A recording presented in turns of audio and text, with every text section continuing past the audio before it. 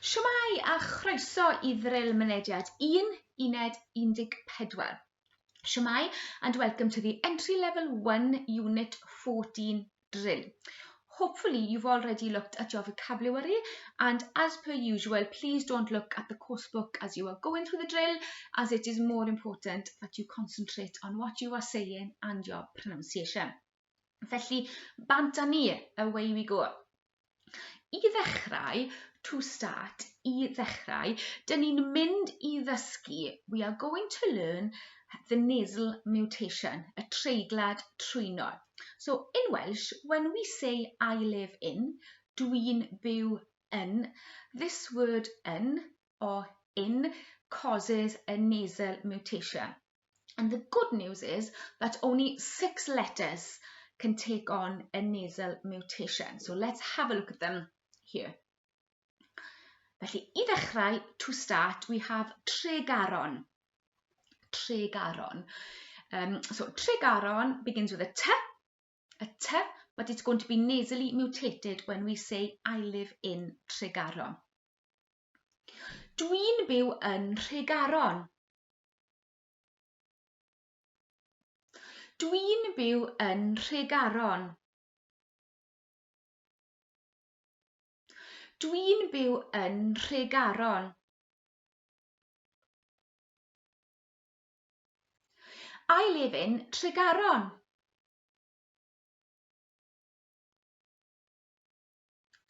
Dwi'n byw yn Tregaron. Da iawn. As you can see, a T or a T nasally mutates into an NH. Nesa, Cymru. Cymru. So if you wanted to say, I live in Wales, dwi'n byw yng Nghymru. Dwi'n byw yng Nghymru. Dwi'n byw yng Nghymru. I live in Wales.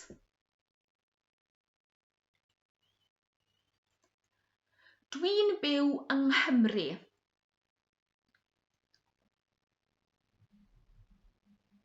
Da iawn, da iawn. Felly, nesa, Pontardawe. Pontardawe. So, Pontardawe, of course, begins with a P, but when we say I live in Pontardawe, it mutates to dwi'n byw ym Mhontardawe. Dwi'n byw ym Mhontardawe. Dwi'n byw ym Mhontardawe. I live in Pontardawe.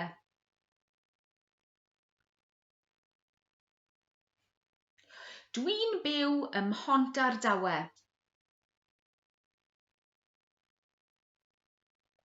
And as you can see, the word yn changes here a little bit. It changes to an Mhontardawe. And the reason for this is just to help make the sentence flow and to make it much easier to pronounce the nasal mutation. Mhontardawe. Nesa, next, Dowlais. Dowlais. So we have a D, but if we said I live in Dowlais with a nasal mutation, it would be dwi'n byw yn Nowlais. Dwi'n byw yn Nowlais. Dwi'n byw yn Nowlais. I live in Dowlais.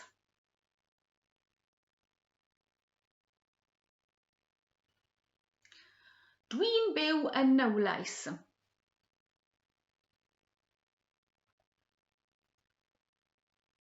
Da iawn. Nesa, next, Gwynedd. Gwynedd. But if we wanted to say I live in Gwynedd, dwi'n byw yng Ngwynedd. Dwi'n byw yng Ngwynedd.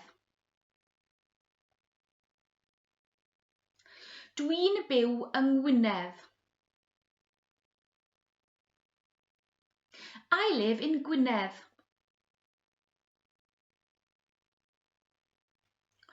Dwi'n byw yng Ngwynedd.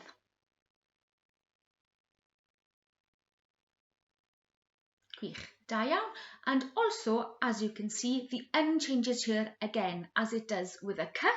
Yng Nghymru, yng Ngwynedd. And again, this is to help the sentence flow much nicer, believe it or not. Felly, nesa, bedwas. Bedwas.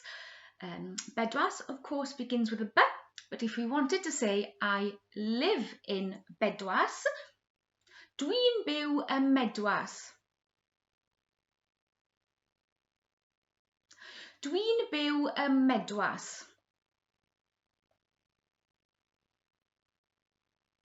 Dwi'n byw ym Medwas. I live in Bedwas.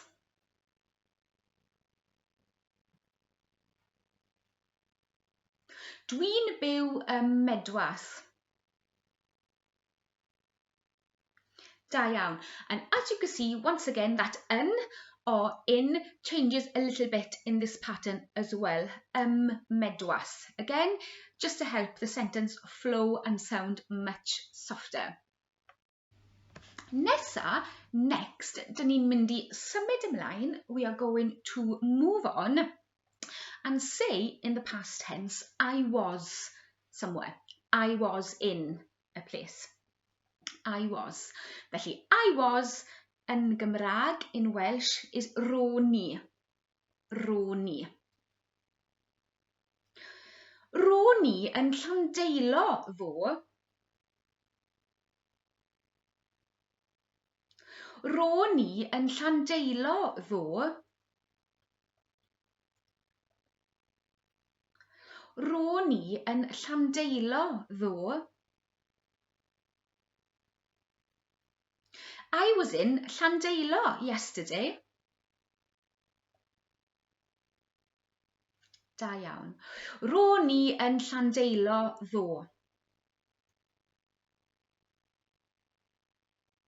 Da iawn. Roni yn y gwaith, ddo.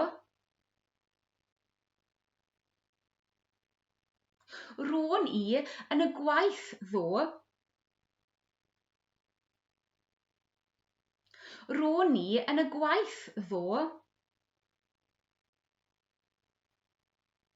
I was at work yesterday. Da iawn. Roni yn y gwaith, ddo.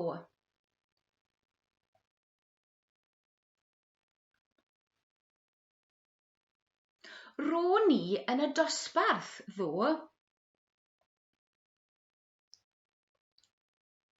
Roni yn y dosbarth, ddo.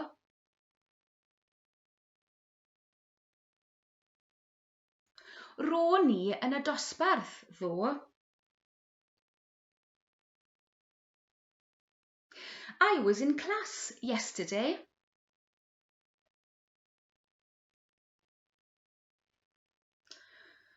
Roni yn y dosbarth, ddo.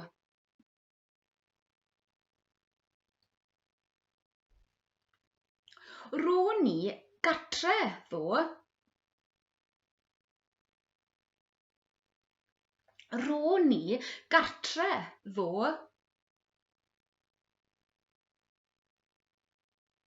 Roni gartre, ddo. I was at home yesterday. Da iawn. Roni gartre, ddo. Da iawn. Nesa, next, dyn ni'n mynd i symud ymlaen. We are going to move on to ask, where were you yesterday? And of course, in Welsh, we have two versions of that you, so we will have two versions of this question. So we've just done roni. Roni is I was. So next, we're going to do wrote ti and ro chi. So ro ti and ro chi are both you were or in a sentence pattern or in a question pattern is were you. Ble ro ti ddo? Ble ro ti ddo?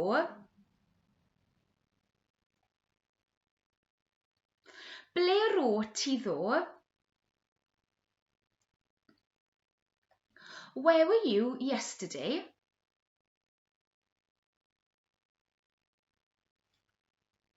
Ble ro ti ddo?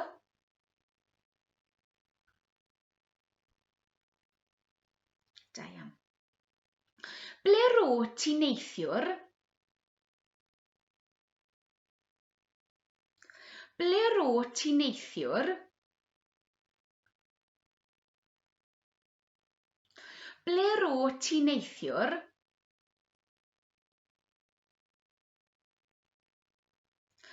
Where were you last night?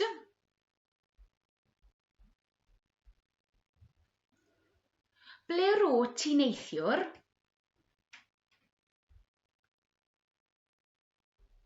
Da iawn. So, wrote ti, the second person, singular, wrote ti, and informal. Felly nesa, next, ble ro chi ddo? Ble ro chi ddo? Ble ro chi ddo? Where were you yesterday?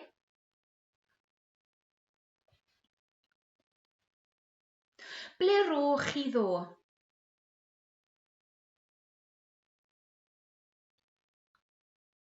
Ble ro chi neithwr?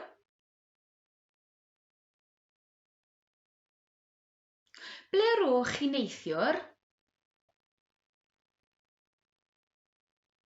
Ble ro chi neithiwr? Where were you last night?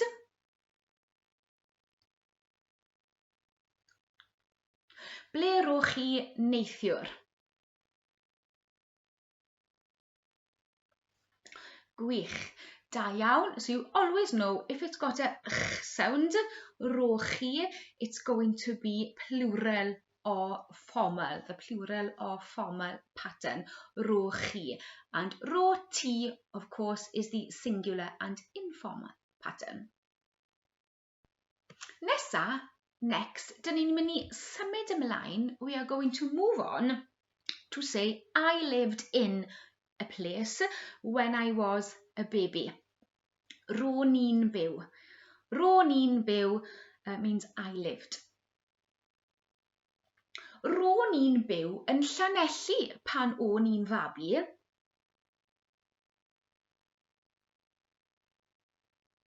Ro ni'n byw yn Llanelli pan o'n i'n fabi.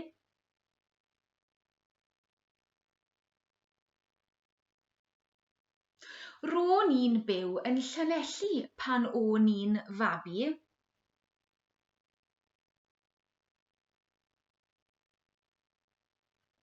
I lived in Llanelli when I was a baby.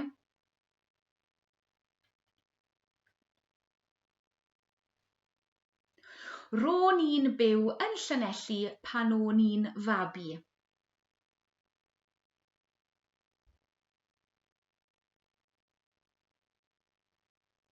Da iawn. Felly nesa, next, Caerfyrddin. Caerfyrddin. Carmarthen, of course. And Caerfyrddin starts with a K. So when we say I lived in with Caerfyrddin, it will nasally mutate. Felly, ro ni'n byw yng Nghaerfyrddin pan o'n i'n blentyn.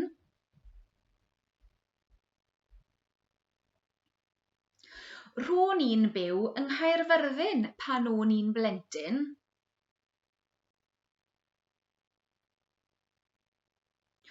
Ro ni'n byw yng Nghaerfyrddin pan o'n i'n blentyn.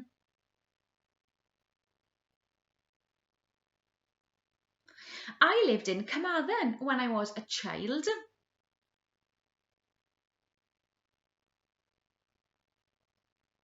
Da iawn. Ro ni'n byw yng Nghaerfyrddin pan o'n i'n blentyn.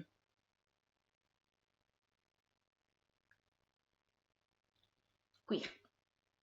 Nesa, next, dyn ni'n mynd i ofyn. We are going to ask, where did you live when you were a child? So starting off with that singular informal, ro ti. Ble ro ti'n byw pan o ti'n blentyn?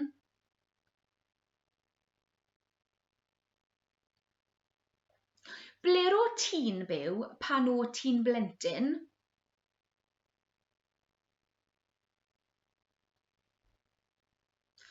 Ble ro ti'n byw pan o ti'n blentyn?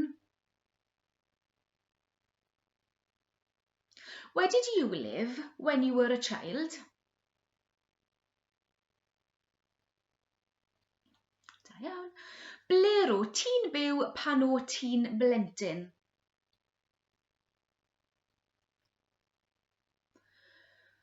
Gwych. And now that you pattern, that's formal and plural with that ch sound. Ble ro chi'n byw pan o chi'n blentyn?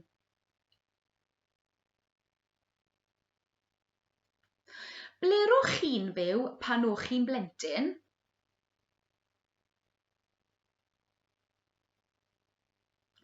Ble ro chi'n byw pan o chi'n blentyn?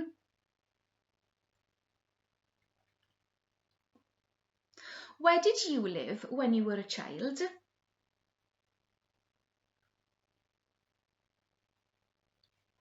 Da iawn. Ble ro chi'n byw pan o chi'n blentyn? Gwych. Da iawn. Nesa, next, dyn ni'n mynd i symud ymlaen. We are going to be moving on to saying what we used to watch, or what I used to watch in the first person. Felly, when we want to change the sentence to say I used to, we use the word arfer. Arfer changes it to I was to I used to. So, ro'n i'n arfer is I used to. So, let's have a practice saying what we used to do. Beth yw, what is to watch in Welsh? A sneak peek of the answer there, gwylio. Gwylio. Ro'n i'n arfer gwylio Blue Peter.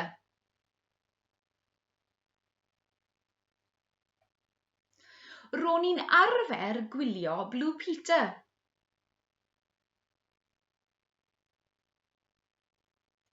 Ro'n i'n arfer gwylio Blue Peter.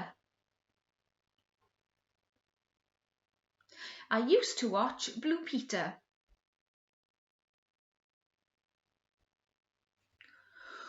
Ro'n i'n arfer gwylio Blue Peter.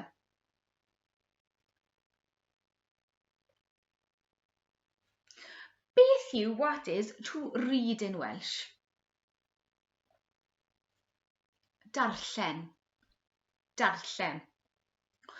Ro'n i'n arfer darllen y Bino. Ro'n i'n arfer darllen y Bino.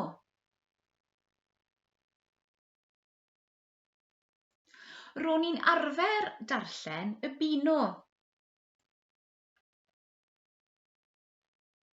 I used to read the Beano.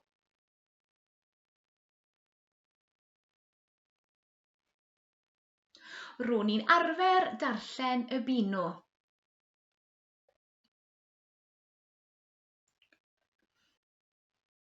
Beth yw what is to play in Welsh? Chwarae. Chwarae. Ro'n i'n arfer chwarae hoci. Ro'n i'n arfer chwarae hoci.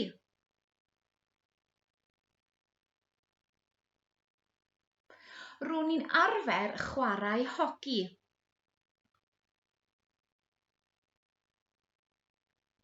I used to play hockey.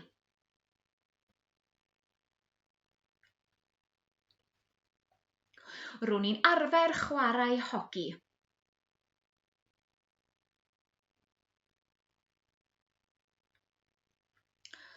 Beth yw what is to go in Welsh yn Gymraeg? mynd, mynd. Ro'n i'n arfer mynd I Lanelli.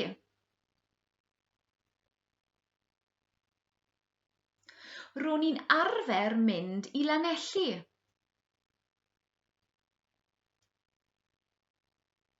Ro'n i'n arfer mynd I Lanelli. I used to go to Llanelli.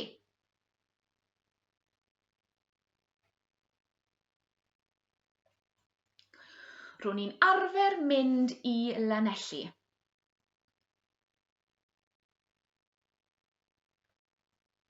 Da iawn. Next, dyn ni'n mynd I symud ymlaen. We are going to be moving on to saying I didn't like in the past tense. I didn't like. So, pan o'n i'n blentyn, when I was a child, I didn't like. What is, just drilled it, but what is, beth yw, a gair, the word for hockey in Welsh?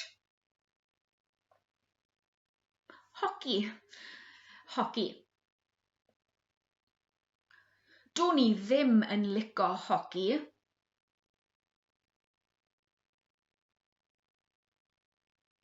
Do'n I ddim yn licio hoci.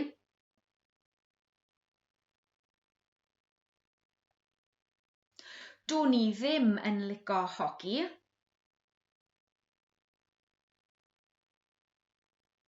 I didn't like hockey.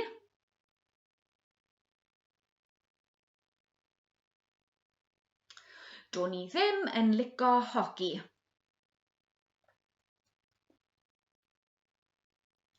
Beth yw, what is school dinners in Welsh yn Gymraeg? Cinio ysgol. Cinio ysgol. So if you wanted to say, I didn't like school dinners, do'n I ddim yn licio cinio ysgol. Do'n I ddim yn licio cinio ysgol.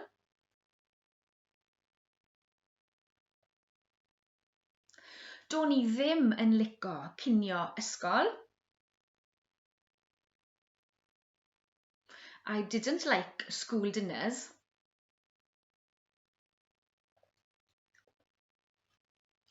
Do'n I ddim yn licio cinio ysgol.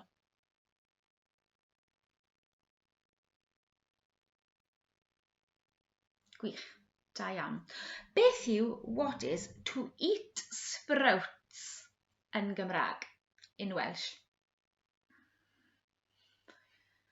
Bwyta sprouts. Bwyta sprouts. Do'n I ddim yn licio bwyta sprouts. Do'n I ddim yn licio bwyta sprouts. Do'n I ddim yn licio bwyta sprouts. I didn't like eating sprouts.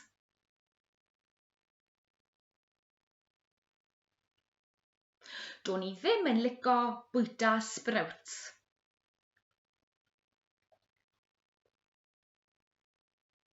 Da iawn. So, have a guess, what could practicing the piano be in Welsh?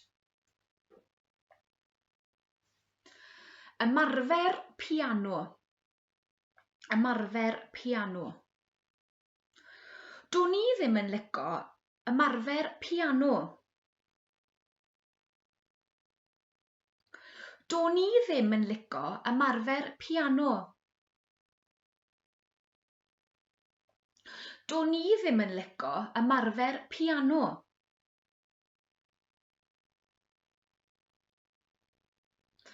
I didn't like practicing the piano.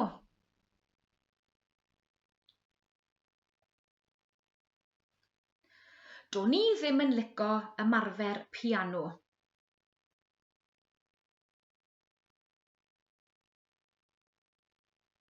Da iawn. So, ro'n I is the affirmative of the positive sentence. You could say ro'n i'n licio, but the negative is do'n I ddim. Do'n I ddim, for the first person, of course. Nesa, Next, dyn ni'n mynd i ofyn, did you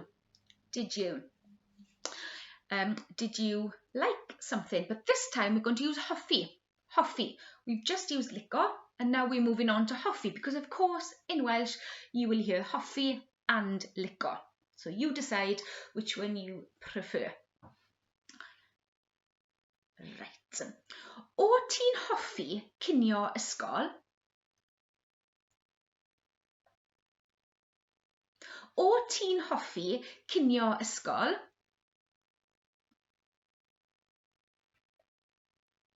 O ti'n hoffi cinio ysgol?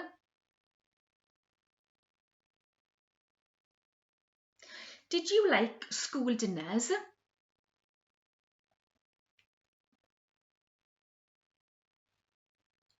O ti'n hoffi cinio ysgol?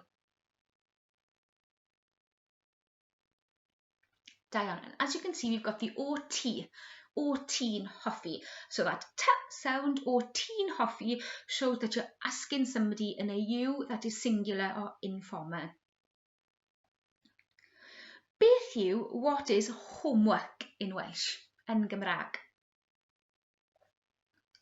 Gwaith cartref. Gwaith cartref. O ti'n hoffi gwaith cartref?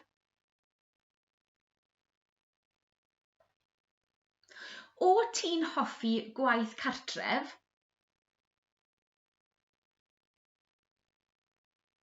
O ti'n hoffi gwaith cartref?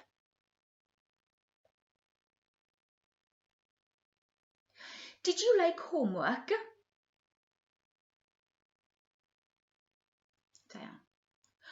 O ti'n hoffi gwaith cartref?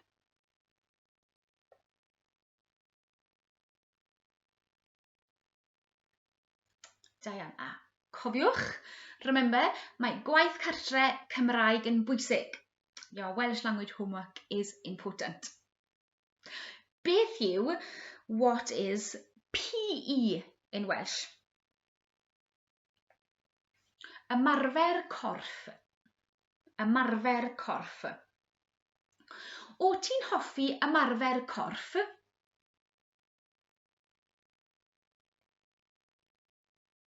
O ti'n hoffi ymarfer corff?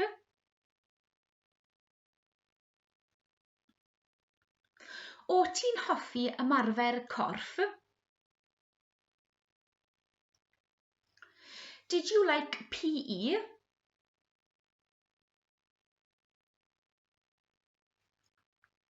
O ti'n hoffi ymarfer corff?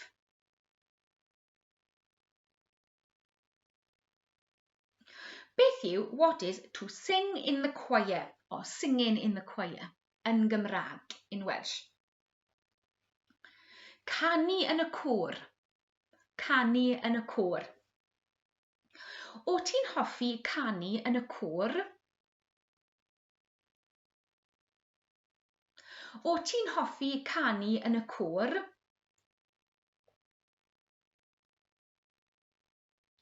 O ti'n hoffi canu yn y côr?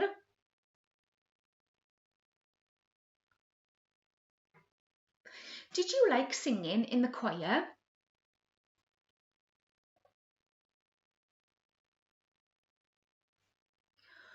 O ti'n hoffi canu yn y côr?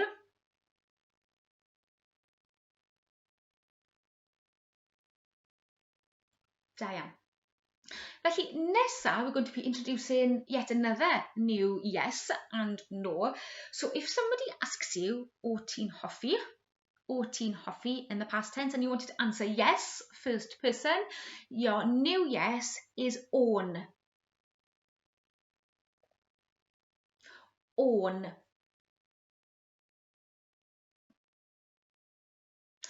On. Yes.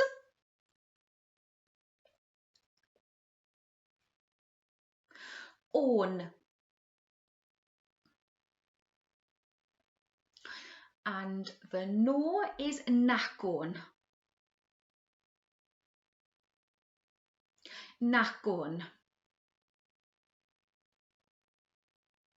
Nac on. No. Da iawn. Nacon. Gwych. Da iawn. Next, dyn ni'n mynd i ddysgu. We are going to learn how to say where you worked in the past tense. So saying, I used to work somewhere. Felly, bant â ni. Away we go. Beth yw, what is a shopping centre in Welsh? So hopefully you've seen it on some bilingual signs. Canolfan siopa. Canolfan siopa. Ro'n i'n gweithio mewn canolfan siopa. Ro'n i'n gweithio mewn canolfan siopa.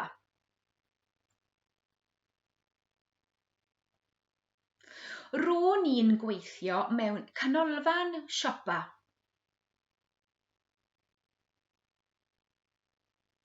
I used to work in a shopping centre.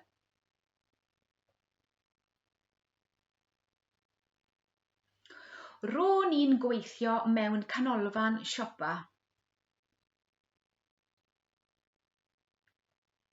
Da iawn. Beth yw, what is a factory in Welsh?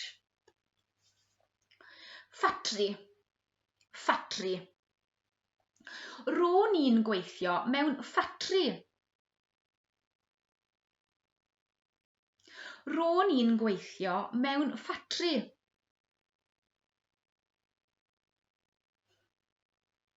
Ro'n i'n gweithio mewn ffatri. I used to work in a factory. Ro'n i'n gweithio mewn ffatri.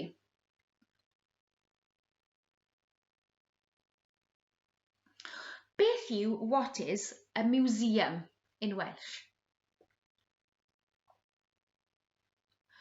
Amgueddfa.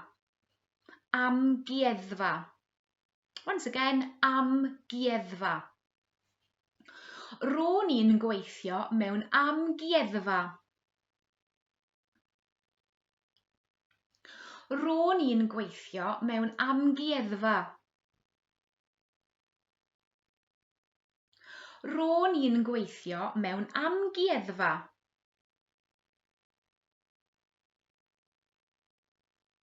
I used to work in a museum.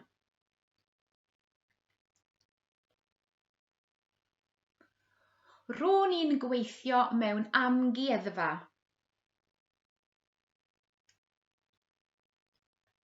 Da iawn.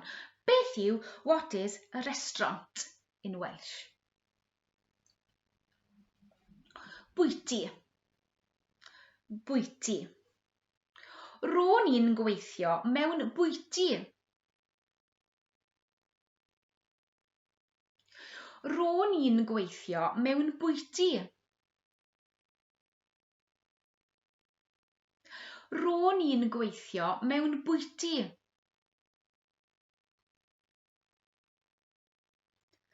I used to work in a restaurant.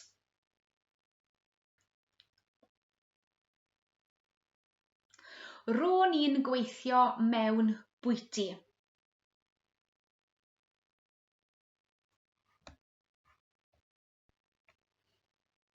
Nesa, dyn ni'n mynd i symud ymlaen. We are going to be moving on to saying we used to.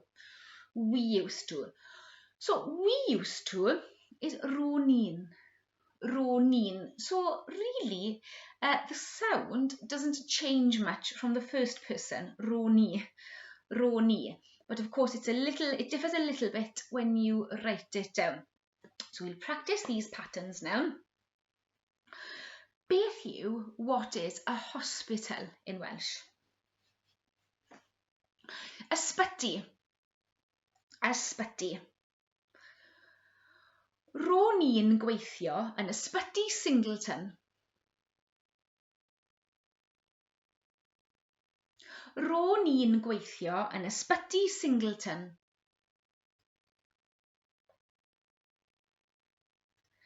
Ro'n i'n gweithio yn ysbyty Singleton. We used to work in Singleton Hospital. Da iawn. Ro'n i'n gweithio yn ysbyty Singleton.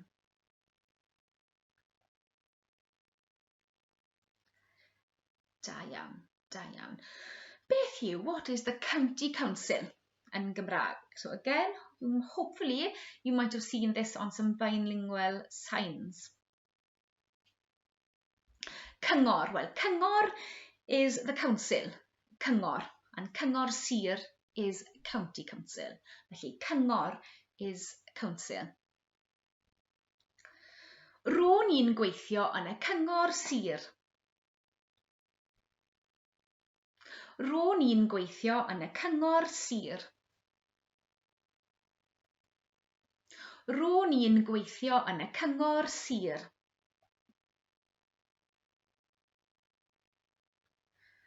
We used to work in the county council.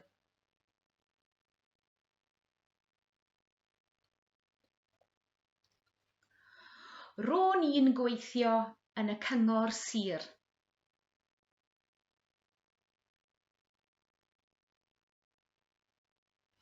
Down. So ro'n i'n is we, the we pattern. We used to. But nawr, dyn ni'n mynd i symud ymlaen. We are going to be moving on to saying they. They used to work. Felly, beth yw, what is a college in Welsh?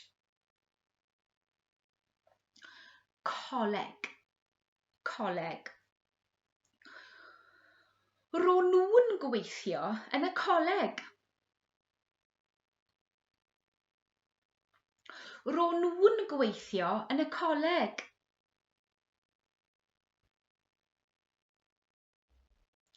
Ro'n nhw'n gweithio yn y coleg. Ro'n nhw'n gweithio yn y coleg. They used to work in the college.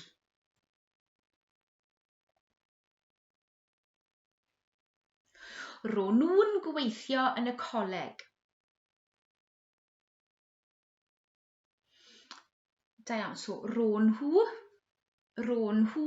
is they were in the past tense. Felly, beth yw, what is a business park in Welsh? Parc busnes. Parc busnes. Ro'n nhw'n gweithio yn y parc busnes. Ro'n nhw'n gweithio yn y parc busnes. Ro'n nhw'n gweithio yn y parc busnes.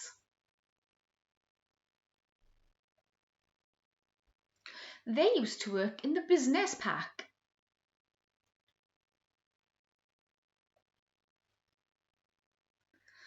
Ro'n nhw'n gweithio yn y parc busnes.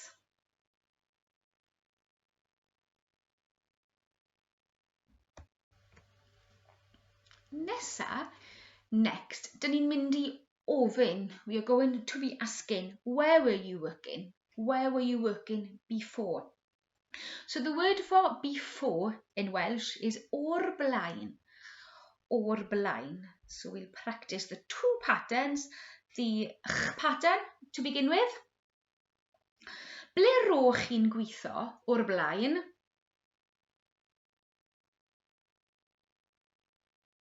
Ble ro'ch chi'n gweithio o'r blaen?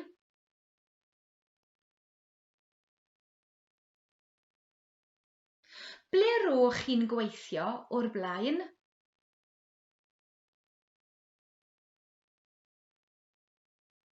Where were you working before? Ble ro'ch chi'n gweithio o'r blaen?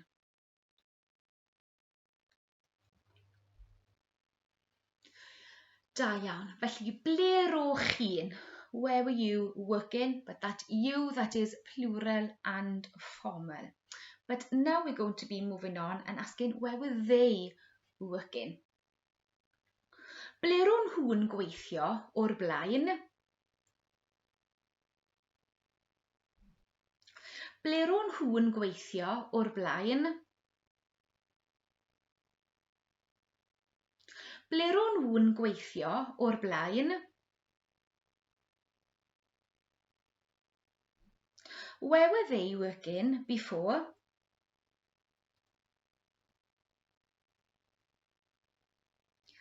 Da iawn. Ble ro'n nhw'n gweithio o'r blaen?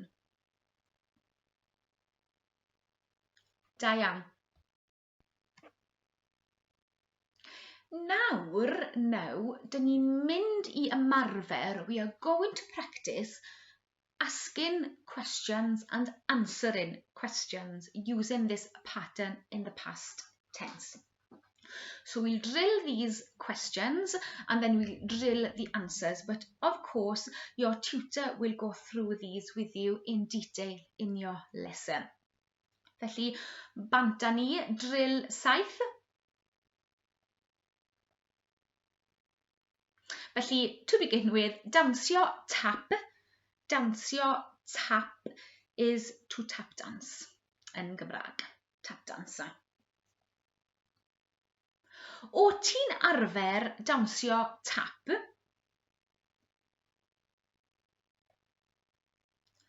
O ti'n arfer dawnsio tap?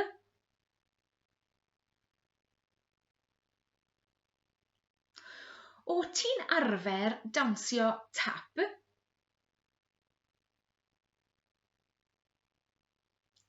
Did you used to tap dance?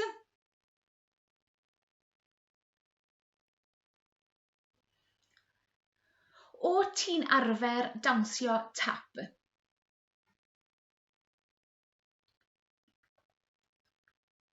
Da iawn. So if you are answering that in the first person, saying yes, I used to tap dance, the answer is on.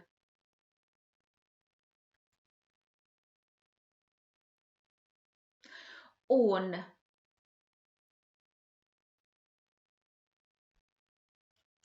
On. Yes.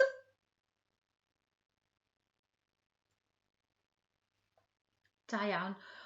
On.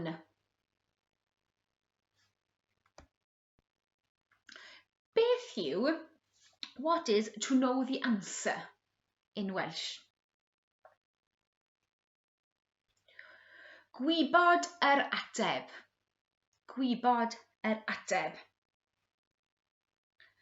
Oedd e'n gwybod yr ateb? Oedd e'n gwybod yr ateb? Oedd e'n gwybod yr ateb? Did he know the answer? Da iawn. Oedd e'n gwybod yr ateb? So this yes is nice because it's given to you in the question. So that yes is oedd. Oedd.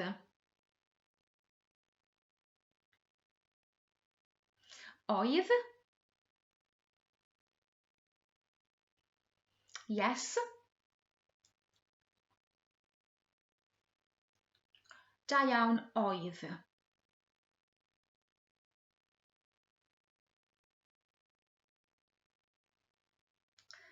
Da iawn, da iawn. So if you wanted to ask, was the office busy? What would busy office be? Well, swyddfa'n brysur, swyddfa prysur, but swyddfa is office, swyddfa. Oedd y swyddfa'n brysur?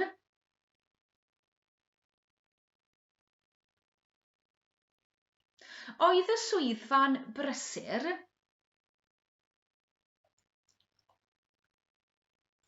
Oedd y swyddfa'n brysur?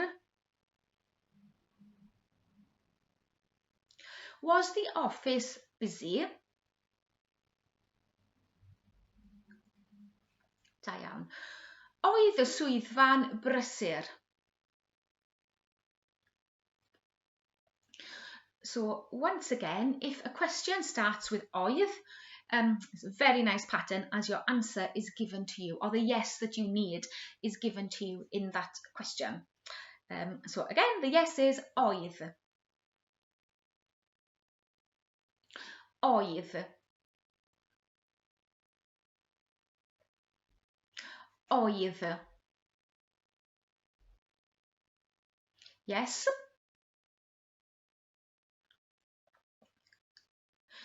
Oedd.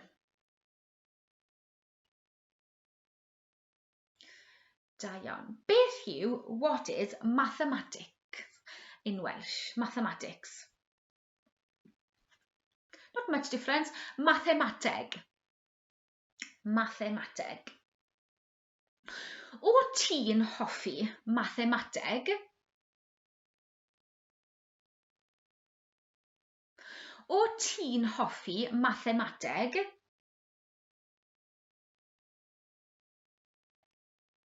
O ti'n hoffi mathemateg? Did you like mathematics?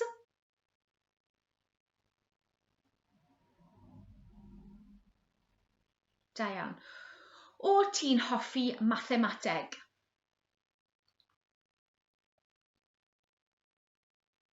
So with a question like this, o ti'n, it's asking you as a singular, informal person, did you like mathematics? So if you wanted to say at this time, no, I didn't, if you're answering in the first person, no for this pattern, which is nacon.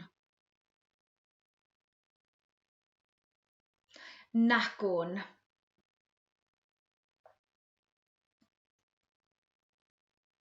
Nacon. No.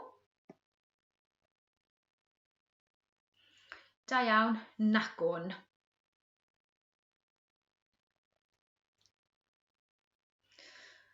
Right, so we're moving on now to that they pattern.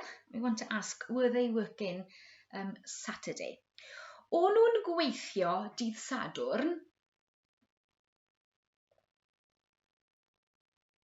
O'n nhw'n gweithio dydd Sadwrn? O'n nhw'n gweithio dydd Sadwrn?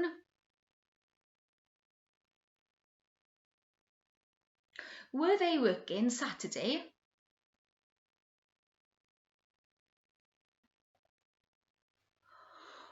O'n nhw'n gweithio dydd Sadwrn?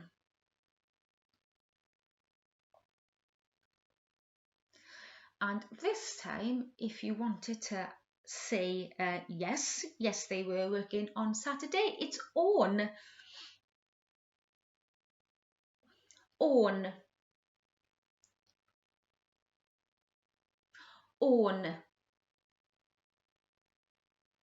Yes. On. So a few of the yeses in this pattern, like on, for instance, are the same for a few of the pronouns, but you will get used to this, and of course your tutor will explain this to you again in greater detail in your lesson. What is to know in Welsh? Gwybod. Gwybod. So if you wanted to ask somebody, plural or formal, did you know? O chi'n gwybod? O chi'n gwybod?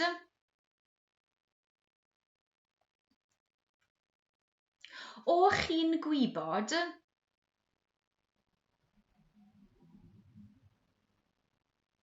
Did you know?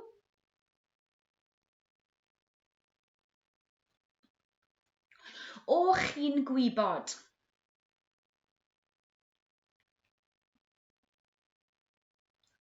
And this time, if you wanted to answer no, it's nacon. Nacon. Nacon. No.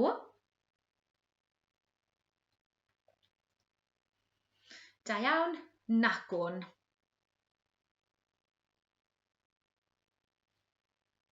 Right, we're moving back now to nhw, asking were they. O'n nhw'n o'r yn y Sahara? O'n nhw'n o'r yn y Sahara? O'n nhw'n o'r yn y Sahara? Were they cold in the Sahara? Da iawn. O'n nhw'n o'r yn y Sahara?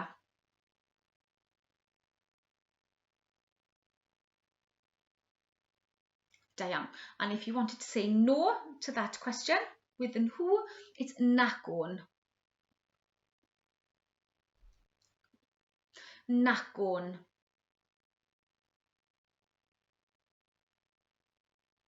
Nacon. No. Nacon.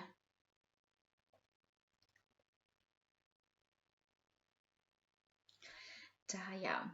Da iawn. And the last one in this pattern, so what's to play in Welsh? Chwarae. Chwarae. Oedd Gareth yn chwarae neithiwr? Oedd Gareth yn chwarae neithiwr?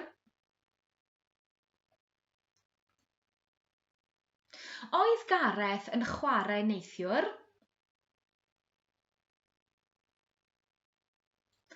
Was Gareth playing last night? And if you wanted to say this time no, mae'n flin dy fi, sorry, once again, oedd Gareth yn chwarae neithiwr? Da iawn. Oedd Gareth yn chwarae neithiwr? Da iawn. And if you wanted to say no, he wasn't, it's nac oedd. Nac oedd. Nac oedd. No. Da iawn. Nac oedd.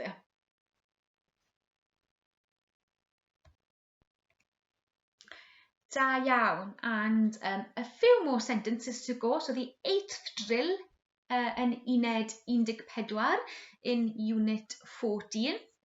So a few small sentences, short sentences to finish off this unit. Ro'n i'n gwybod. Ro'n i'n gwybod. Ro'n i'n gwybod. I knew. Ro'n i'n gwybod.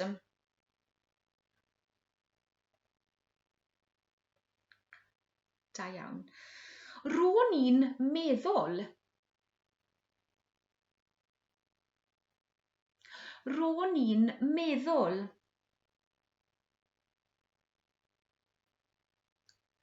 Ro'n i'n meddwl.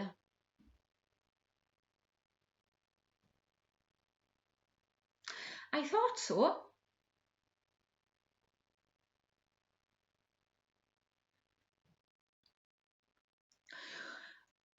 Ro'n i'n meddwl.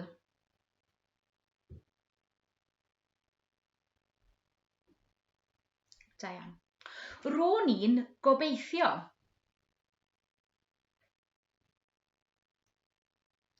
Ro'n i'n gobeithio.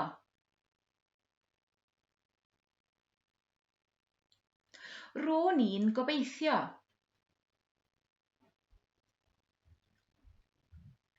I hoped so.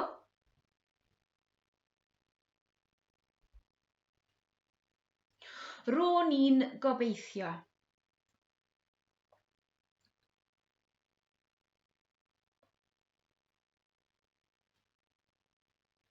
Da iawn. So what's to want in Welsh eto? Eisiau.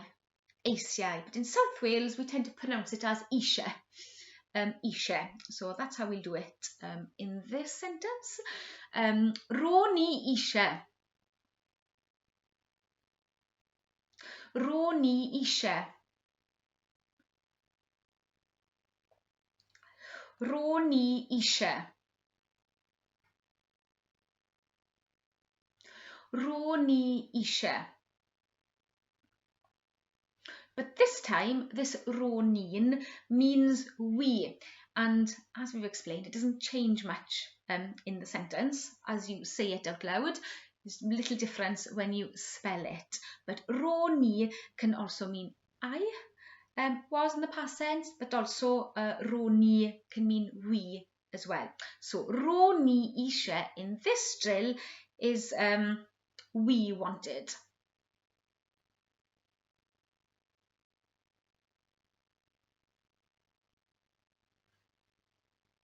Da iawn. Ro ni eisiau.